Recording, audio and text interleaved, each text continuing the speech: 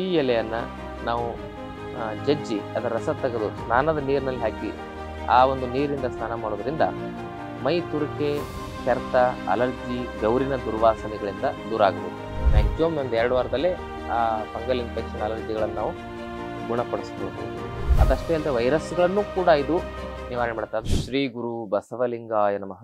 ಓಂ ನಮಃ ಶಿವಾಯ. ಸರ್ವರಿಗೂ ಭಕ್ತಿಯ ಶರಣಾರ್ಥಿ. ನಾನು ನಿಮ್ಮ ಯೋಗ ಗುರು ವೈದ್ಯ ಶ್ರೀ ಚನ್ನಬಸವಣ್ಣ, ಶ್ರೀಗಂಗಾ ಯೋಗ ನಿಸರ್ಗ ಚಿಕಿತ್ಸಾ ಹಾಗೂ ಆಯುರ್ವೇದ ಸಂಶೋಧನಾ ಕೇಂದ್ರ, ಆರೋಗ್ಯ ಮಹಾಮನೆ, ಬೆಂಗಳೂರು, ಹುಬ್ಬಳ್ಳಿ, ಧಾರವಾಡ ಹತ್ತಿರ ಮೂರ್ಕಟ್ಟಿ. ತಮ್ಮೆಲ್ಲರಿಗೂ ನಮ್ಮ ಯೂಟ್ಯೂಬ್ ಚಾನಲ್ಗೆ ಭಕ್ತಿಯ ಸ್ವಾಗತ. ಆತ್ಮೀಯರೇ, ಇವತ್ತಿನ ಸಂಚಿಕೆಯಲ್ಲಿ ಈ ನಿತ್ಯ ಪುಷ್ಪದ ಪ್ರಯೋಜನಗಳನ್ನು ನೋಡೋಣ. ನಿತ್ಯ ಪುಷ್ಪದಲ್ಲಿ ಈ ವೈಟು, ಬಿಳಿ ಕಲರ್ ಹೂ ಒಂದು, ಮತ್ತೆ ಪರ್ಪಲ್ ಕಲರ್ ಹೂ ಒಂದು, 2 ತರ ಬರ್ತದೆ. ಮುಖ್ಯವಾಗಿ ಇನ್ನೊಂದು ಕೆಂಪು ಕಲರ್ ಬರ್ತದೆ. ಅದರಲ್ಲಿ ಹೆಚ್ಚು ಈ ಶ್ವೇತ ಹೂವು ಇರ್ತಕ್ಕಂಥದ್ದು ಹೆಚ್ಚು ಔಷಧಿ ಗುಣಗಳನ್ನು ಹೊಂದಿರ್ತದೆ. ಫಸ್ಟ್ಗೆ ಹೇಳ್ಬಿಡ್ತೇನೆ, ಮುಖ್ಯವಾಗಿರ್ತಕ್ಕಂಥ ಒಂದು ನ್ಯಾಚುರಲ್ ಕೆಮಿಕಲ್ ಮತ್ತು ನ್ಯಾಚುರಲ್ ಸ್ಟೆರಾಯ್ಡ್ ಇದ್ದಂಗಿದು. ಅಷ್ಟು ಅದ್ಭುತವಾಗಿ ಕೆಲಸ ಮಾಡುತ್ತೆ. ಇದರಲ್ಲಿ ಕ್ಯಾನ್ಸರ್ ಕಾರಕ ಜೀವಕೋಶಗಳನ್ನು ನಾಶ ಮಾಡುವ ಶಕ್ತಿಯನ್ನು ನಾವು ಕಾಣಬಹುದು. ಎಷ್ಟೋ ಜನರಲ್ಲಿ ನಾವು ಇದನ್ನು ಪ್ರಯೋಗ ಮಾಡಿ ನೋಡಿದ್ದೇವೆ. ವಂಡರ್ಫುಲ್ ರಿಸಲ್ಟ್ ಬಂದಿದೆ. ಬಹಳ ಅದ್ಭುತವಾಗಿರ್ತಕ್ಕಂಥ ರಿಸಲ್ಟ್ ಅನ್ನು ನಾವು ಇದರಲ್ಲಿ ಕಂಡಿದ್ದೇವೆ.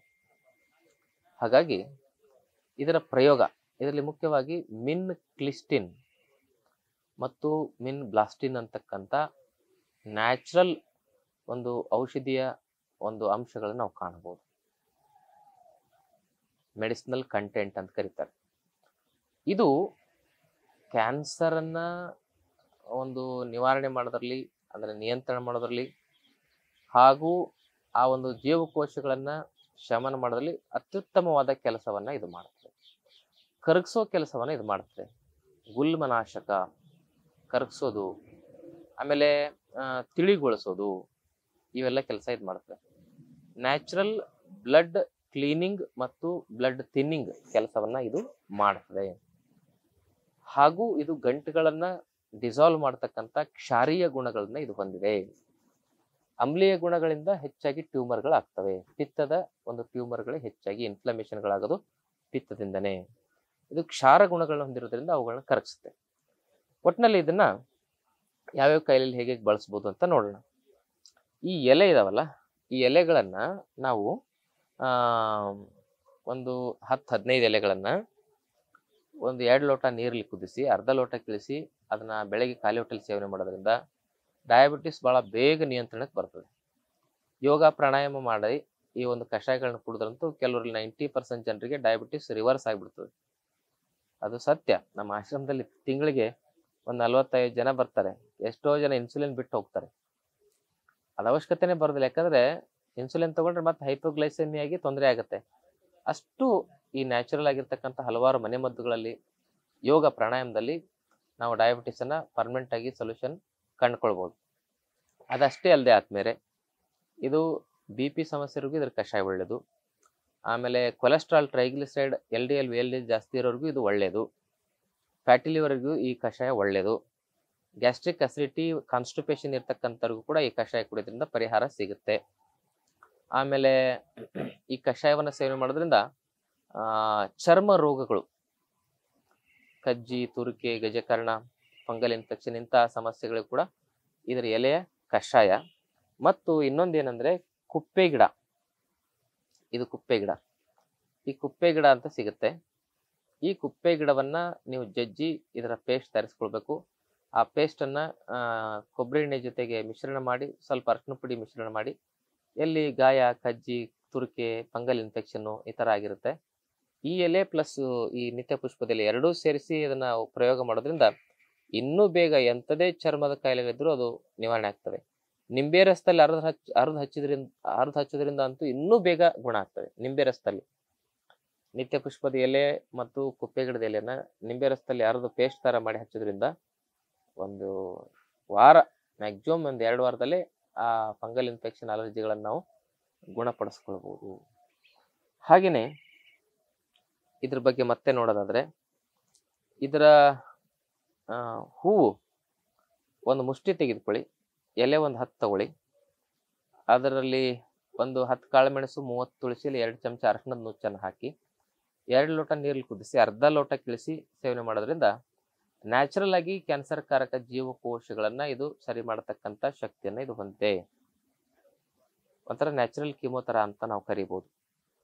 ಆಮೇಲೆ ಇನ್ನೊಂದು ಏನಂತ ಹೇಳಿದ್ರೆ, ಈ ಎಲೆಯನ್ನ ನಾವು ಜಜ್ಜಿ ಅದರ ರಸ ತೆಗೆದು ಸ್ನಾನದ ನೀರಿನಲ್ಲಿ ಹಾಕಿ ಆ ಒಂದು ನೀರಿಂದ ಸ್ನಾನ ಮಾಡೋದ್ರಿಂದ ಮೈ ತುರಿಕೆ, ಕೆರೆತ, ಅಲರ್ಜಿ, ಬೆವರಿನ ದುರ್ವಾಸನೆಗಳಿಂದ ದೂರ ಆಗಬಹುದು. ಅದಷ್ಟೇ ಅಲ್ಲದೆ ಇದರ ಎಲೆಗಳನ್ನ ನಾವು ಕಷಾಯ ಮಾಡಿಕೊಂಡು ಸೇವನೆ ಮಾಡೋದ್ರಿಂದ ಈ ಗರ್ಭಕೋಶದ ಸಮಸ್ಯೆಗಳಾಗಿರ್ತಕ್ಕಂಥ PCOD, PCOS, ಫೈಬ್ರಾಯ್ಡ್ಸ್ ಈ ಎಲೆಗಳ ಜೊತೆಗೆ ಇನ್ನೊಂದು ಎಲೆ ಹಾಕಬೇಕಾಗುತ್ತೆ. ಯಾವುದಂದ್ರೆ ಕಂಚವಾಳ, ಕಾಂಚನಾರ ಅಂತ ಕರೀತಾರೆ. ಕಾಂಚನಾರ ನಮ್ಮ ಕನ್ನಡದಲ್ಲಿ ಅದನ್ನ ಬಸವನ ಪಾದದ ಗಿಡ ಅಂತ ಕರೀತಾರೆ. ಅಂದ್ರೆ ಈ ಎತ್ತುಗಳ ಕಾಲಿನ ರೀತಿಯಲ್ಲಿ ಆ ಎಲೆಗಳ ಆಕೃತಿ ಇರ್ತದೆ. ಆ ಎಲೆ ಒಂದು 20, ಈ ಎಲೆ ಒಂದು 10, 2 ಲೋಟ ನೀರಲ್ಲಿ ಕುದಿಸಿ ಅರ್ಧ ಲೋಟ ಕಿಳಿಸಿ ಸೇವನೆ ಮಾಡೋದ್ರಿಂದ PCOD, PCOS, fibroids, bulky uterus ಇಂತಹ ಸಮಸ್ಯೆಗಳು ನಿವಾರಣೆ ಆಗ್ತವೆ 100ಕ್ಕೆ 50-60% ಜನರಿಗೆ. ಅದು ಇದರಲ್ಲೂ ಆಗಿಲ್ಲ ಅಂದ್ರೆ ದಯವಿಟ್ಟು ಗರ್ಭಕೋಶ ತೆಗ್ಸಕ್ ಹೋಗ್ಬಿಡಿ. ಅದರಲ್ಲಿ ಅದನ್ನ ತೆಗ್ಸಿದ್ರೆ ಮುಗದೆ ಹೋಯ್ತು ಹೆಣ್ಮಕ್ಳ ಕತೆ. ಬದಲಾಗಿ ಆಯುರ್ವೇದ ಪಂಚಕರ್ಮ ಚಿಕಿತ್ಸೆ ಸರಿಯಾಗಿ ಡೈಟ್ ಫಾಲೋ ಮಾಡೋದ್ರಿಂದ ಇಂಥ ಗರ್ಭಕೋಶವನ್ನ ಸಮಸ್ಯೆಗಳಿಂದ ಬಂದಿರತಕ್ಕಂಥ ಸಮಸ್ಯೆಗಳಿಂದ ಆ ಗರ್ಭಕೋಶವನ್ನು ರಕ್ಷಣೆ ಮಾಡ್ಕೋಬಹುದು.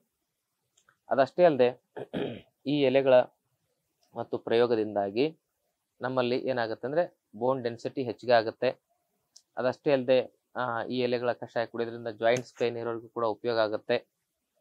ಹಾಗೇನೆ ಇದರ ಒಂದು ಎಲೆಯನ್ನ ನಾವು ಏನ್ ಮಾಡೋದು, ಕಷಾಯ ಮಾಡ್ಕೊಂಡು ಕುಡಿಯೋದ್ರಿಂದ ರಕ್ತದ ಒಂದು ಒಳಗಿರ್ತಕ್ಕಂಥ ಡೀಪ್ ಇನ್ಫೆಕ್ಷನ್ಸ್ಗಳಂತ ಏನಿರ್ತಾವಲ್ಲ ಬ್ಲಡ್ ಅಲ್ಲಿ, ಅವೆಲ್ಲ ರಕ್ತದ ಮಲಿನತೆಯಿಂದ ಬರ್ತಕ್ಕಂಥ ವೈರಸ್ಗಳ ಒಂದು ಸಮಸ್ಯೆಗಳು, ಒಳಗಡೆ ರಕ್ತದ ಒಳಗಡೆ ವೈರಸ್ಗಳು, ಹಲವಾರು ವೈರಸ್ಗಳು ಇರ್ತವೆ. ಮತ್ತೆ ಎಲ್ಲಾ ವೈರಸ್ಗಳಿಗೂ ಇದು ಯಾಕೆ ಉಪಯೋಗ ಆಗ್ತಂತೆ, ಇದರಲ್ಲಿ ಇರ್ತಕ್ಕಂಥ ನ್ಯಾಚುರಲ್ ಕೆಮಿಕಲ್ ಹೇಳಿದ್ರೆ ಮಿನ್ ಬ್ಲಾಸ್ಟಿನ್, ಮಿನ್ ಕ್ಲಿಸ್ಟಿನ್ ಅಂತಕ್ಕಂಥದ್ದು. ಅದು ಕರಳಿನಲ್ಲಿರ್ತಕ್ಕಂಥ ಕೆಟ್ಟ ಬ್ಯಾಕ್ಟೀರಿಯಾ, H. ಪೈಲೋರಿ ಅಂತ ಬ್ಯಾಕ್ಟೀರಿಯಾ ಇರ್ಬೋದು, ಅಥವಾ ಕರಳಿನ ಜಂತು ಹುಳುಗಳ ಸಮಸ್ಯೆ ಇರ್ಬೋದು. ಅಂತ ಸಮಸ್ಯೆಗೂ ಈ ಎಲೆ ಕಷಾಯ ಪರಿಹಾರ ಒದಗಿಸುತ್ತೆ. ಯಾಕಂದ್ರೆ ಇದು ಕ್ರಿಮಿಗ್ನವಾಗಿ, ಕ್ರಿಮಿನಾಶಕವಾಗಿ ಇದು ಕೆಲಸ ಮಾಡ್ತದೆ. ಅದಷ್ಟೇ ಅಲ್ಲದೆ ವೈರಸ್ಗಳನ್ನು ಕೂಡ ಇದು ನಿವಾರಣೆ ಮಾಡ್ತದೆ. ಅದು ಎಲ್ಲ ಆ ವೈರಸ್ಗಳು, ಆ ಕ್ರಿಮಿಗಳು ನಮ್ಮ ಕರಳಿನಲ್ಲಿ ಮತ್ತು ನಮ್ಮ ರಕ್ತದಲ್ಲಿ ಸೇರ್ಕೊಂಡಿರ್ತವೆ.